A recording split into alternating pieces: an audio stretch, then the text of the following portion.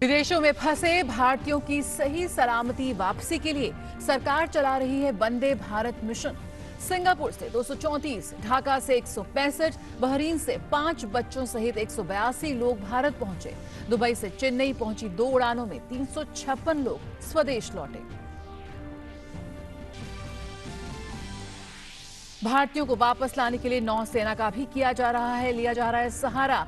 Operation समुद्र सेतु mission के पहले चरण में आईएनएस जलाश्व पर मालदीव से कोच्चि के लिए रवाना हुए 698 भारतीय रविवार को स्वदेश पहुंचेंगे। अगले सप्ताह आईएनएस मगर से होगी अन्य भारतीयों की वापसी। विभिन्न राज्यों में फंसे श्रमिकों को उनके मूल स्थान पर पहुंचाने के लिए भारतीय रेल ने चलाई 230 विशेष रेलगाड़ियां। 2.6 लाख से ज्यादा लोगों को उनके घर पहुंचाया गया।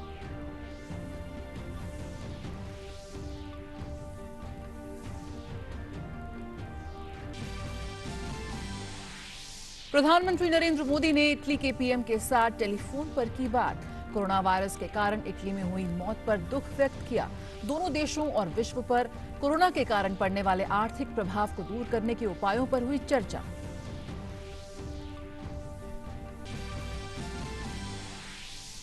भारत में कोरोना वायरस से संक्रमित सक्रिय मरीजों की संख्या बढ़कर 37,916 पर पहुंची। 16,539 मरीज पूरी तरह स्वस्थ हुए, जबकि 1886 मरीजों की हुई मौत। केंद्रीय स्वास्थ्य मंत्री ने राज्य मंत्रियों के साथ तमिलनाडु, तेलंगाना और कर्नाटक स्वास्थ्य मंत्रियों के साथ वीडियो कॉन्फ्रेंसिंग के जरिए की बैठक। गृह मंत्री अमित शाह ने केंद्रीय सशस्त्र पुलिस बल में कोविड-19 के संक्रमण को रोकने और उन्हें स्वस्थ रखने के उपायों पर की समीक्षा बैठक। सशस्त्र पुलिस बलों में बढ़ते मामलों पर जताई चिंता।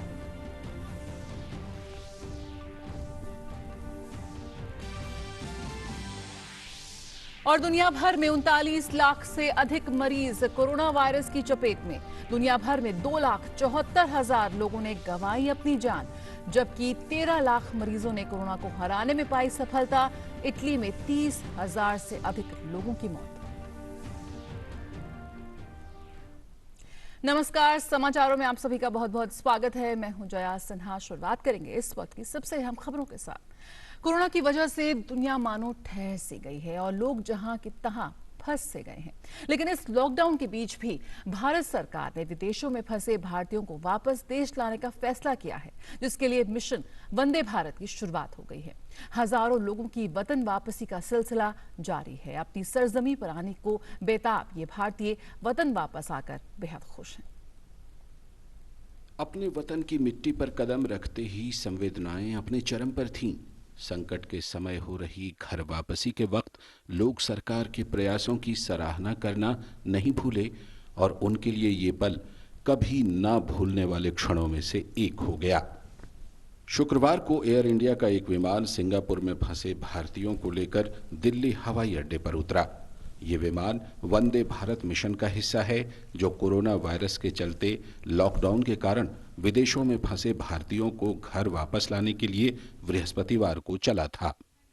एयर इंडिया के B787 विमान में 234 यात्री सवार थे, जो सुबह करीब 11:15 बजे दिल्ली हवाई अड्डे पर उतरा। केंद्र में पीएम मोदी की सरकार का उद्देश्य है कि देश या विदेश में फंसे किसी भी भारतीय को किसी भी कीमत पर बचाया जाए।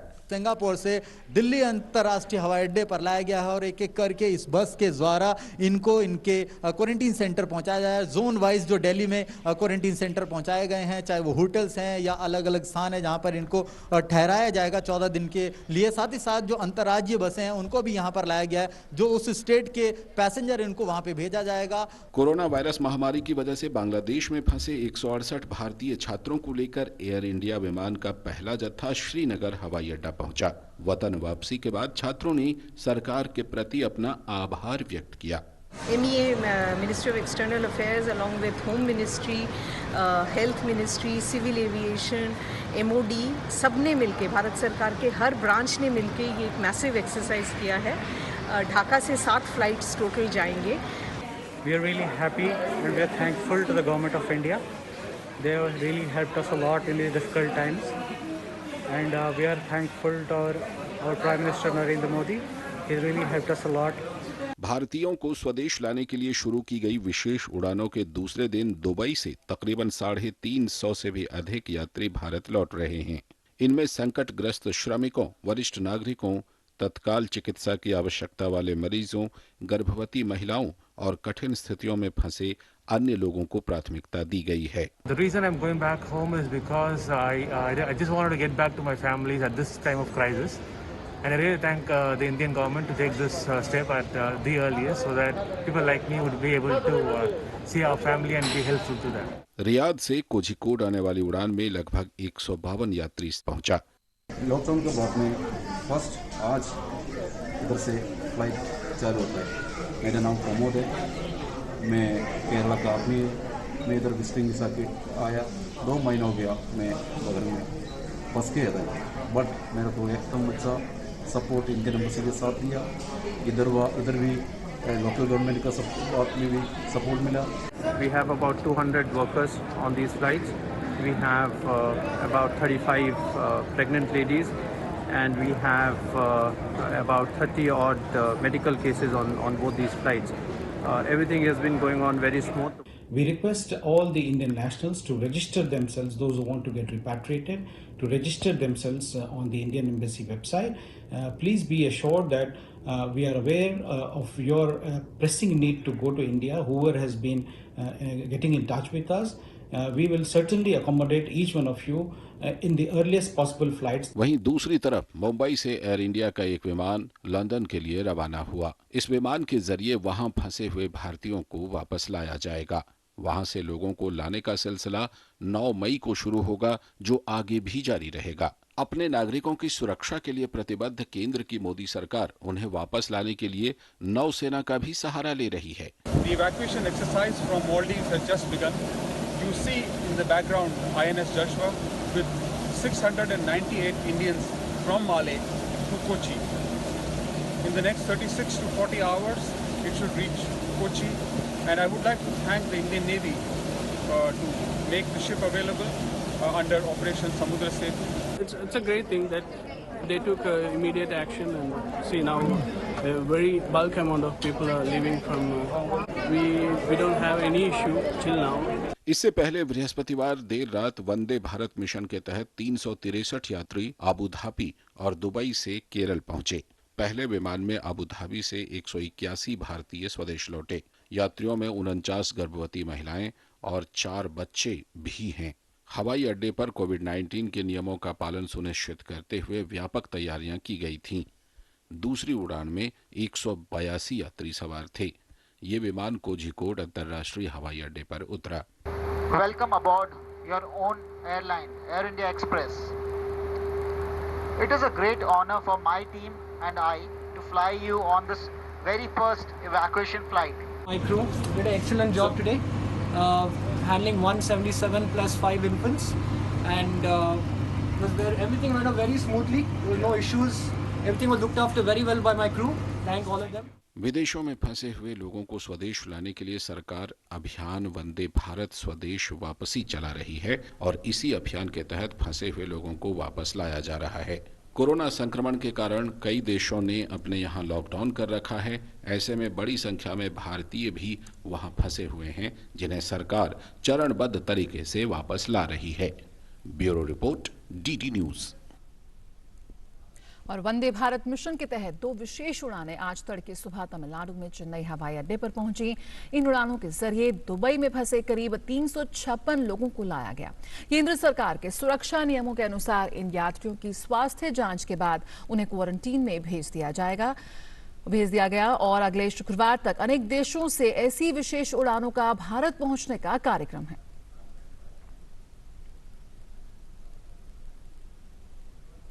और बहरीन से 30 बच्चों सहित 182 भारतीयों को लेकर चौथी फ्लाइट कल देर रात कोचीन अंतर्राष्ट्रीय हवाई अड्डे पर उतरी। तो लगातार मिशन वंदे भारत के तहत भारतीयों की वतन वापसी हो रही है और नगर विमानन मंत्रालय के सचिव प्रदीप सिंह खरोला ने दूरदर्शन के साथ बातचीत में वंदे भारत अभियान की कई विशेषताएं बताई। उन्होंने बताया कि ऐसा पहली बार हो रहा है कि वायु मार्ग और जल मार्ग के द्वारा अलग अलग राष्ट्रों में फंसे लोगों को वापस लाया जा रहा है। विदेशों में फंसे ऐसे भारतीयों की संख्या जो सबसे ज़्यादा है, उस लिहाज से सबसे बड़ा मिशन की शुरुआत हुई है। किस तरीके से आप सिविल एविएशन मिनिस्ट्री के माध्यम से इस मिशन को अंजाम दे रहे हैं सर? जो वंदे भारत हमारा अभियान है, जो भारत सरकार ने चलाया है, इसकी कई विशेषताएं हैं। अभी तक हमने जितने भी इवैक्यूएशन किए थे वो ज़्यादा करके एक देश से हुआ करते थे। जैसे कुवैत से हम अपने लोग लेके आए थे जी। ये पहली बार हो रहा है कि हम अपने नागरिकों को जो कि मुश्किलों में फंसे हैं उनको हम दुनिया के अलग अलग राष्ट्रों से वापस ला रहे हैं। दूसरी इसकी विशेषता है, ये पहली बार हो रहा है कि हम अपने नागरिकों को वायु मार्ग से एवं जल मार्ग से वापस ला रहे हैं। और साथ ही उन्होंने बताया कि यात्रियों और क्रू मेंबर्स के लिए एहतियाती कदम उठाए जा रहे हैं। Crew members Vande Bharat mission की कामयाबी के लिए दिन रात मेहनत कर रहे हैं। वे लोगों की स्क्रीनिंग, सैनिटाइजेशन से लेकर मेडिकल और दूसरी जरूरतों का ध्यान भी रख रहे हैं।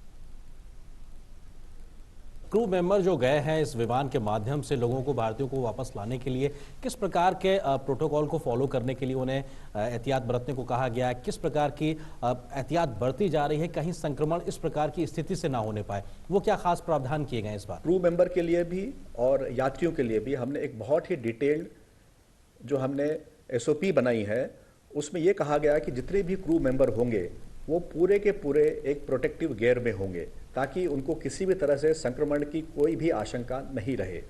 जो यात्री होंगे उनको भी हर यात्री जो है फेस मास्क पहनेगा।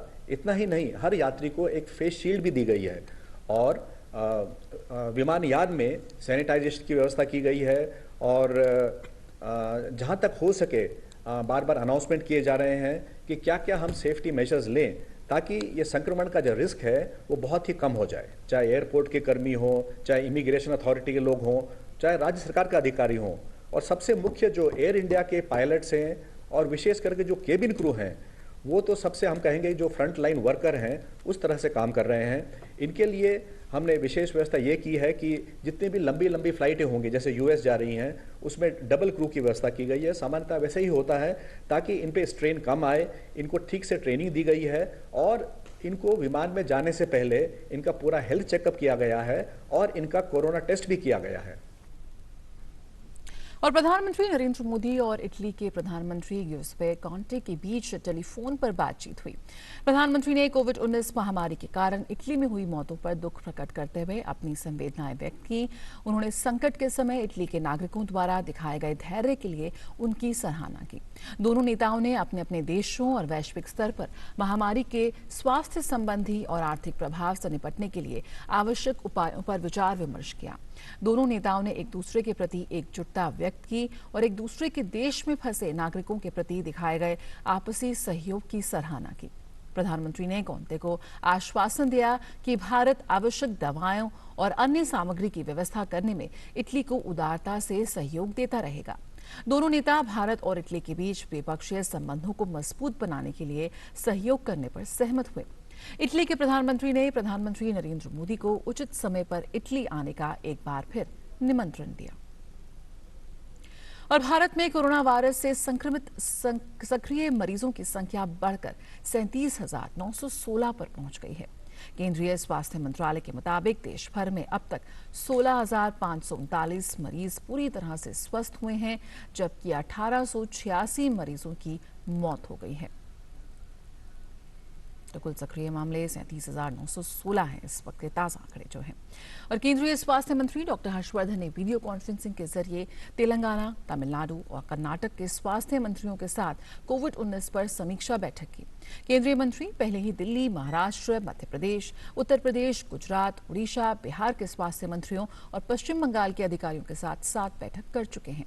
बैठक के दौरान डॉक्टर हर्षवर्धन ने बताया कि कोविड-19 के इलाज के लिए पूरी तरह से समर्पित देश में 800 अस्पताल और 1 लाख से अधिक ICU बेड मौजूद हैं।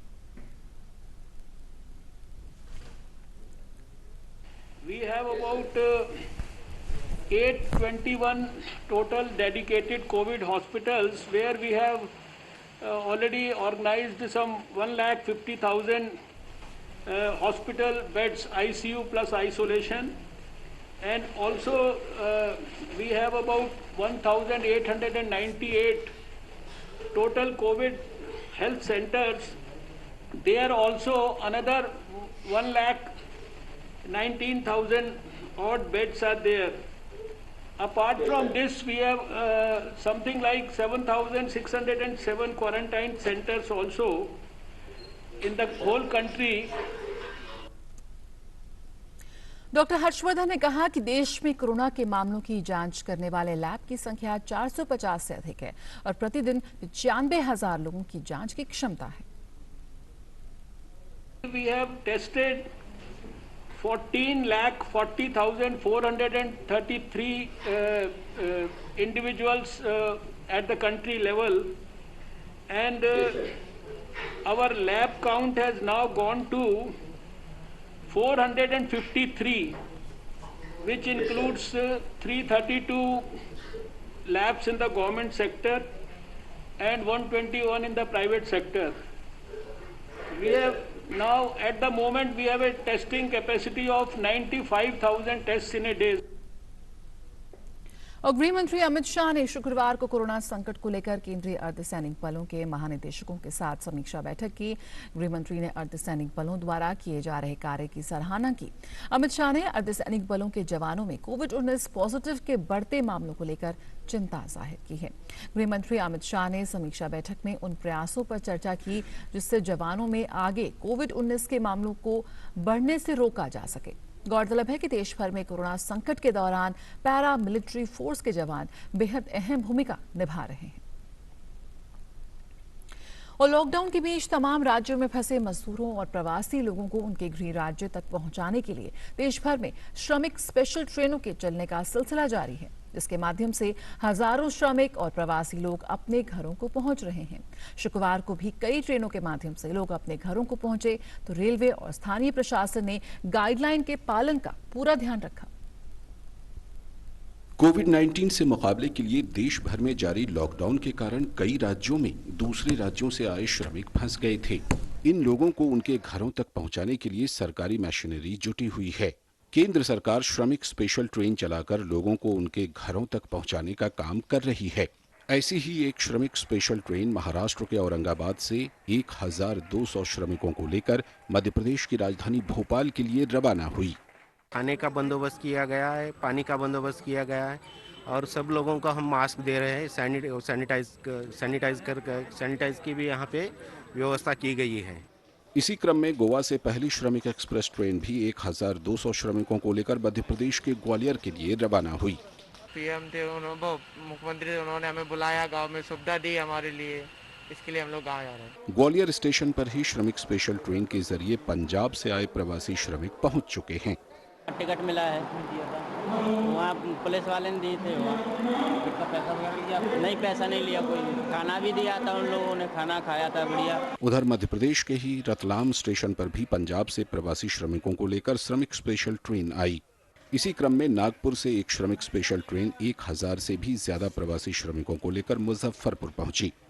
नागपुर से चलकर यहाँ आ गए अपने बिहार में, इसीलिए मैं धरती माता को नमस्कार कर रहा हूँ। उधर राजकोट से भी 1,200 प्रवासी श्रमिकों को लेकर श्रमिक ट्रेन भागलपुर के लिए रवाना हो चुकी है। उनको भेजने के लिए, परिवार से भेंट करने के लिए, भेजने के लिए बहुत अच्छा किया सर। तो एक दूसरे का फसल था। वहीं लुधियाना से भी श्रमिक ट्रेन 1,177 प्रवासी श्रमिकों को लेकर पूर्णिया के लिए रवाना हो चुकी है। उत्तर प्रदेश सरकार भी दूसरे राज्यों से वापस आने वाले प्रवासी श्रमिकों का खास तौर पर ध्यान रख रही है। जो भी श्रमिक आ रहा है उसको जनपद स्तर पर रिसीव करके वहां पर जो है उनकी मेडिकल स्क्रीनिंग करा के, मेडिकल स्क्रीनिंग के बाद उनको प्रॉपर व्यवस्था के अनुरूप सरकारी खर्च पर जो है मैं खाद्यान्न के पैकेट के होम क्वारंटाइन में भेजा जा रहा है। और होम क्वारंटाइन में भेजने के साथ ही उन वहाँ के ग्राम प्रधान और वहाँ की वॉलंटियर्स को ये अनुरोध किया जा रहा है कि उनका होम क्वारंटाइन के समय सहयोग दें। 11,500 हरियाणा से भी लाए गए हैं श्रमिक भाई। कोटा से सभी छात्र 12,000 से अधिक आ चुके हैं। प्रयागराज से जो है 15,000 से अधिक छात्र अपने घर जा चुके हैं। मध्य प्रदेश और राजस्थान से अलग से फिर 15,000 लोगों को लाया गया है। अलग अलग स्टेशनों पर वापस आए प्रवासी श्रमिकों के बीच शारीरिक दूरी और उनकी स्वास्थ्य जांच का खास तौर पर ख्याल रखा जा रहा है। भारतीय रेल लॉकडाउन में दूसरे राज्यों में फंसे श्रमिकों के लिए अभी तक 230 से भी अधिक श्रमिक स्पेशल ट्रेन चला चुकी है, जिनमें करीब 2,60,000 लोगों को उनके गृह राज्य पहुंचाया जा चुका है। दिल्ली से अभिषेक सिंह के साथ ब्यूरो रिपोर्ट, डीडी न्यूज। और खाद्य और उपभोक्ता मामलों के मंत्री रामविलास पासवान ने कहा है कि देश में खाद्यान्न की कोई कमी नहीं है और अब तक 74 लाख मीट्रिक टन अनाज का उठाव हो चुका है। नई दिल्ली में संवाददाताओं से बात करते हुए उन्होंने कहा कि लॉकडाउन के दौरान देश के विभिन्न हिस्सों तक अनाज पहुंचाने के लिए भारत सरकार का खाद्य मंत्रालय लगातार मशक्कत कर रहा है। लॉकडाउन के दौरान देश के विभिन्न हिस्सों तक अनाज पहुंचाने के लिए भारत सरकार का खाद्य मंत्रालय लगातार मशक्कत कर रहा है। लॉकडाउन के शुरुआती दौर में ही प्रधानमंत्री गरीब कल्याण पैकेज की घोषणा और उसे अमलीजामा पहनाने के लिए लगातार प्रयास जारी हैं। एक प्रेस कॉन्फ्रेंस में खाद्य और उपभोक्ता मामलों के मंत्री रामविलास पासवान ने कहा कि देश में खाद्यान्न की कोई कमी नहीं है और अब तक 74 लाख मीट्रिक टन अनाज का उठाव हो चुका है। रेल मार्ग के द्वारा जो है कुल मिलाकर के जो है करीब 74 लाख मीट्रिक टन अनाज का उठाव जो है लॉकडाउन के बाद में हम लोग कर चुके हैं और उसमें से जो रैक का इस्तेमाल किया गया है, रेल रैक का, वो 2641 रेल रैक का इस्तेमाल किया गया है। One nation one ration card के तहत 17 राज्यों को कवर किया जा चुका है, जबकि जून तक 20 राज्यों को कवर कर लिया जाएगा। अगले साल इसी वक्त तक पूरे देश में वन नेशन वन कार्ड बन जाएगा। प्रधानमंत्री जो गरीब कल्याण अन्न योजना है उसका राशन वो बांटेंगे, तो उस हिसाब से मई में भी जो है करीब 22% जो है वो बढ़ चुका है, तो कहीं से भी कोई दिक्कत नहीं है। अवेलेबिलिटी हर जगह FCI के गोडाउन्स में है और जो एडिशनल सप्लाईज जो है सप्लीमेंट होनी थी वो भी हो चुकी है। प्रधानमंत्री गरीब कल्याण अन्न योजना के तहत देश के सभी राज्यों के लगभग 80 करोड़ लाभार्थियों को 3 माह के लिए अतिरिक्त खाद्यान्नों के वितरण का निर्णय लिया गया है। मंत्रालय ने 51,000 करोड़ रुपए की अनुमानित लागत से सभी राज्यों को 3 माह की अवधि के लिए 40 लाख टन प्रति माह की दर से लगभग 120 लाख टन खाद्यान्नों का आवंटन कर दिया है। इसके अलावा भारत सरकार खाद्यान्नों की ढुलाई और वितरण की लागत भी वहन कर रही है। पंजाब, हरियाणा, राजस्थान, चंडीगढ़, दिल्ली और गुजरात को गेहूं का आवंटन किया गया है, जबकि शेष राज्यों को चावल दिए गए हैं। देश के किसी भी कोने में खाद्यान्न की कोई कमी ना हो, इसके लिए भारत सरकार का खाद्य मंत्रालय लगातार प्रयासरत है। विभाग के मंत्री रामविलास पासवान लगातार राज्यों के चीफ सेक्रेटरी, मुख्यमंत्रियों से संवाद स्थापित कर रहे हैं ताकि गरीबों को राशन कार्ड पर जहां अनाज मिल सके, वहीं जिनके नाम राशन कार्ड में नहीं है उनके लिए भी राशन की व्यवस्था कराई जा सके। कैमरामैन प्रमोद नेगी के साथ नई दिल्ली से मैं राजेश राज, डीडी न्यूज के लिए। और भारत में मौजूदा वैसाख सप्ताह के दौरान विशेष मैत्री की भावना प्रदर्शित करते हुए श्रीलंका को 12.5 टन आवश्यक दवाएं और चिकित्सा उपकरणों का उपहार भेजा है। भारतीय वायुसेना के विशेष विमान से ये खेप शुक्रवार को कोलंबो पहुंची। भारत ने श्रीलंका सरकार और वहां की जनता के लिए शुभकामनाएं भी भेजी हैं। उपहार के रूप में आवश्यक जीवन रक्षक दवाएं और चिकित्सा उपकरणों की ये हाल के सप्ताहों में चौथी खेप है। पिछले महीने श्रीलंका को ऐसी 3 खेप भेजी गई थी। ये उपहार कोविड-19 महामारी से मिलकर लड़ने के लिए सार्क देशों के नेताओं के साथ वीडियो कॉन्फ्रेंस के दौरान प्रधानमंत्री नरेंद्र मोदी की प्रतिबद्धता के अनुरूप भेजे गए हैं। और मानव संसाधन विकास मंत्री डॉक्टर रमेश पोखरियाल निशंक ने घोषणा की है कि माध्यमिक शिक्षा बोर्ड CBSE लॉकडाउन के कारण स्थगित 10वीं और 12वीं की बोर्ड परीक्षाएं 1 से 15 जुलाई के बीच कराएगा। केंद्रीय मंत्री ने ये जानकारी वीडियो संदेश में दी। उत्तर पूर्व दिल्ली में हिंसा के कारण परीक्षाओं में न बैठ सकने वाले विद्यार्थियों की 10वीं कक्षा की परीक्षा भी कराई जाएगी। इस बारे में CBSE जल्द ही विस्तृत कार्यक्रम जारी करेगा।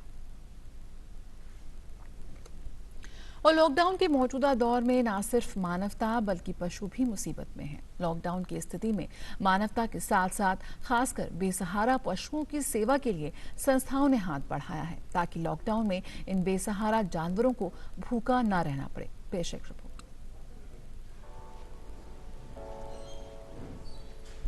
कोरोना महामारी के चलते देश में जब लॉकडाउन हुआ तो इंसानों के साथ साथ पशुओं पर भी मुसीबत आन पड़ी। ऐसे में मंडी जिला में इन बेजुबान जानवरों की विश्व हिंदू परिषद ने आवाज बनने की ठानी। परिषद पड़ोसी राज्यों से चारे का इंतजाम कर जिले के सभी गौ सदनों में चारा उपलब्ध करवा रही है।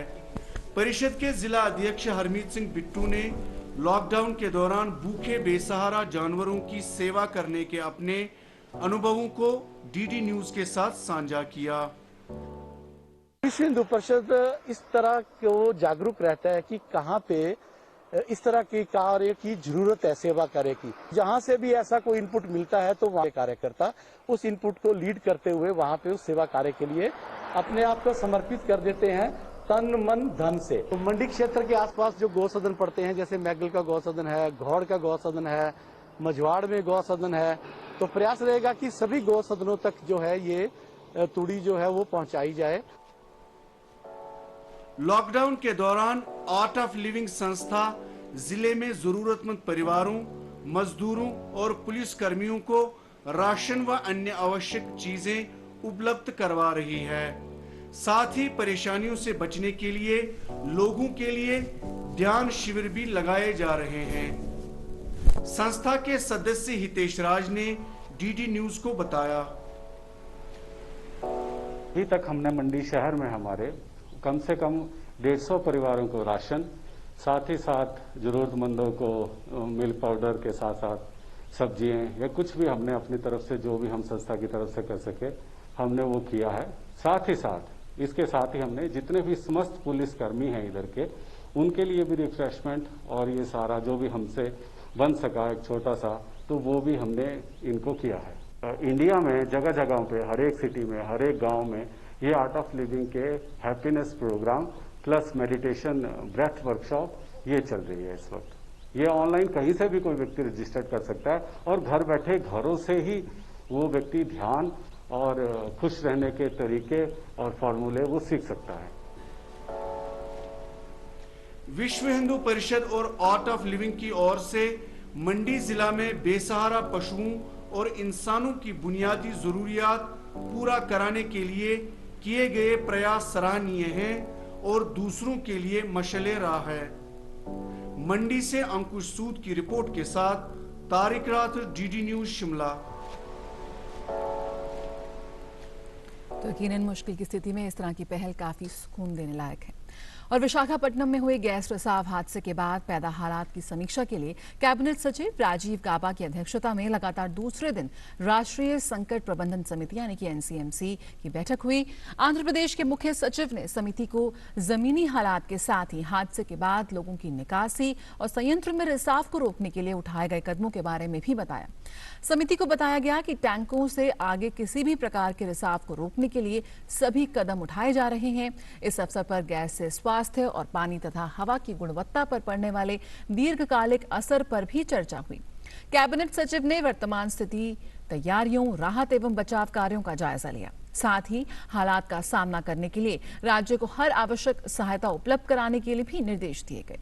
रासायनिक सुरक्षा और औद्योगिक प्रक्रियाओं से जुड़े राष्ट्रीय और अंतर्राष्ट्रीय विशेषज्ञों और घटनास्थल पर मौजूद अधिकारियों के बीच वीडियो कॉन्फ्रेंसिंग के माध्यम से विचार विमर्श होगा। इसके अलावा आवश्यकता पड़ने पर ऐसे विशेषज्ञों का एक दल भी घटनास्थल पर भेजा जाएगा। चिकित्सा प्रोटोकॉल पर चिकित्सा विशेषज्ञों के बीच भी इस प्रकार का विचार विमर्श कराया जाएगा। जरूरत पड़ने पर अवरोधक रसायन भेजकर भी सहायता सुनिश्चित की जाएगी। और दुनिया भर में कोरोना से मरने वालों की संख्या 2,74,651 हो गई है, जिसमें कोरोना से 39,35,829 मामले सामने आए हैं। तो वहीं अमेरिका की बात करें तो वहां कोविड-19 के 12,83,829 मामलों का पता चला है और 77,178 लोगों की मौत हो गई है। अमेरिकी उपराष्ट्रपति माइक पेंस का एक सहायक कोरोना पॉजिटिव पाया गया है। इससे पहले गुरुवार को राष्ट्रपति डोनाल्ड ट्रंप का एक स्टाफ कोरोना पॉजिटिव पाया गया था। बात करें नेपाल की तो वहां कोरोना वायरस के 3 नए मामले सामने आने के देश में कोविड-19 के मामलों की संख्या 100 के पार पहुंच गई है। नेपाल उन देशों की सूची में शामिल है जहां इस वायरस से संक्रमित लोगों की संख्या काफी कम है। और इटली में कोरोना के कारण मरने वालों का आंकड़ा 30,000 के पार हो गया है। संक्रमण के कारण शुक्रवार को 243 और लोगों की मौत हुई, जिससे देश में मरने वालों की कुल संख्या बढ़कर 30,201 हो गई है। वहीं शुक्रवार शाम को समाप्त हुए 24 घंटे की अवधि में 1,327 अधिक नए मामले सामने आए। अब तक देश में संक्रमण के 2,17,185 मामले सामने आ चुके हैं। देश के उत्तर में लोम्बार्डी क्षेत्र में संक्रमण सबसे ज्यादा है। इस